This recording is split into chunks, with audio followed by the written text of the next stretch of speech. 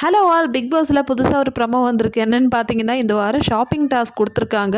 So grocery shopping தான். இந்த task பார்க்கும்போது இவங்களுக்கு எப்படி தான் இந்த மாதிரி டாஸ்க்லாம் வந்து தெரியுதோன்னு தெரியலையே. ஸோ இந்த டாஸ்க் எப்படின்னா, நம்ம எல்லாருமே வந்து க்ரோசரி ஷாப்பிங் வந்து கையால் தான் பண்ணுவோம்.